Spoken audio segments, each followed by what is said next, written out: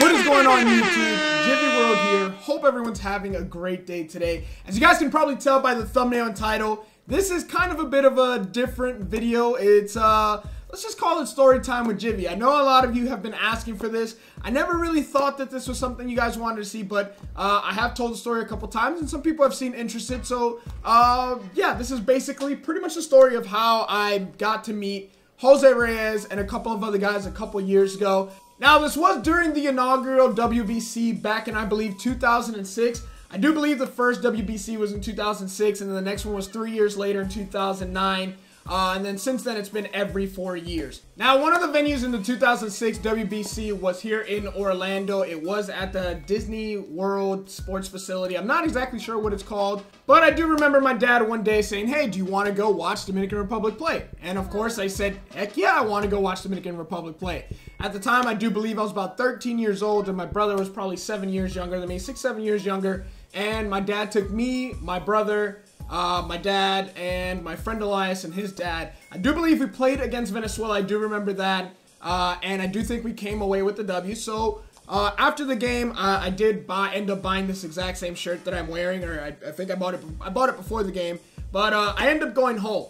Now, my dad is actually played in the minor leagues a couple decades ago, and he's got a lot of friends and a lot of connections in baseball. And I've honestly been very fortunate throughout when I was playing baseball. I got to meet a lot of people, got a lot of stuff, and had a lot of fun. So my dad, after the game, a couple hours later, he says, hey, do you want to go back to, I believe, the Disney Hotel? And a lot of the Dominican players are there, and you're going to be able to meet them. And I said, yes, of course. So we end up driving all the way back to Disney, and one of my dad's friends, his name is Quemadito, which means like really burnt guy or like really, really tan.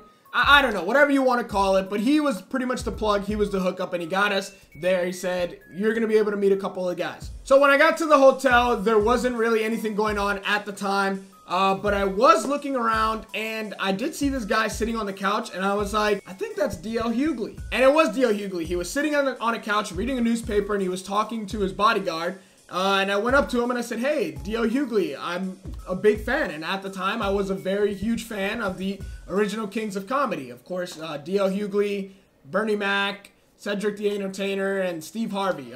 Back in the day, my grandma only had local cable, so I used to watch the DL Hughley show, and I used to watch Steve Harvey show. Those were some of my favorite shows growing up. So it was awesome. DL Hughley was just a really, really funny guy. He was like, what are you doing around here? And I was like, oh, I came earlier to watch Dominican Republic play. He's like, did you guys win? I was like, yeah, we beat Venezuela. He was like, heck yeah.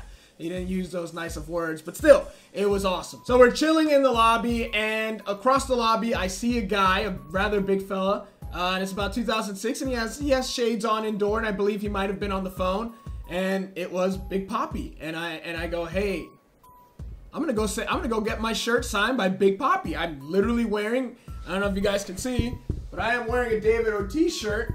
And I went up to him and I was like, hey, can I get an autograph, Mr. Ortiz? And to be honest, he looked at me and he was kind of like, not right now. I'm kind of busy. And I looked back at him like, dude, you're not gonna sign a 13-year-old shirt? Really? Is that how you feel? And he looks back at me and he's like, I'm busy. So you can imagine at 14 years old, I felt kind of disappointed. And so I just kind of walked away, and me and my brother walked away. And then my dad's friend, the plug, kind of shouts out to him. He's like, yo, David, they're with me. And he was like, oh, of course, man. Come here. Let's all take a picture. And we got to take a picture. He signed my shirt as well. And I rarely wear this, but he signed my shirt as well. And then he was a nice guy. And I was just like, wow, dude, you couldn't be this nice guy before he told you that we were with him?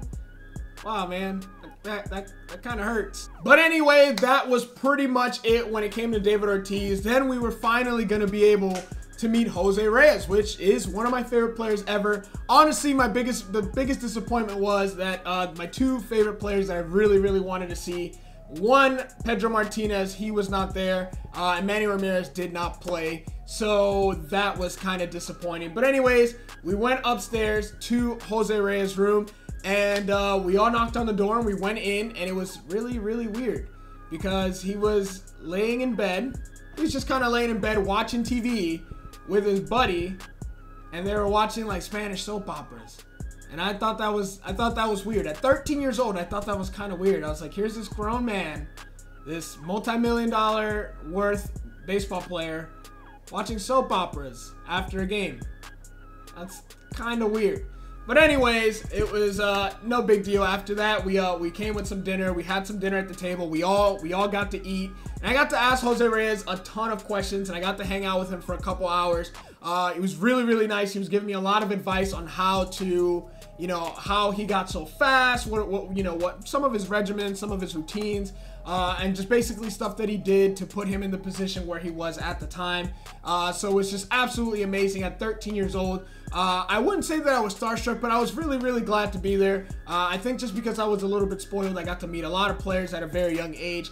I never really got that starstruck feeling, but I did get to meet one of my favorite athletes in Jose Reyes and just have a conversation with him and watch soap operas. So that was a lot of fun.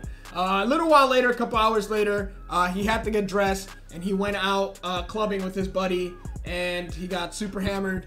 And that's probably why the Dominican Republic lost. We didn't win the 2006 WBC, was because it was a team full of Dominicans who were just drunk the entire time. But nonetheless, it was a great opportunity. I did receive a lot of stuff from Jose Reyes and a lot of other players. Jose Reyes would send me wristbands, batting gloves, bats, other players too as well, through the connections that my dad knew, friends of his that, were either still in baseball, coaching, or whatever the case may be. I got a lot of free stuff, so I was very, very thankful. Manny Ramirez sent me a pair of batting gloves, and Escobar had given me some cleats in high school, so I really appreciated it all. I got to hang out on the field with a lot of players back in the day.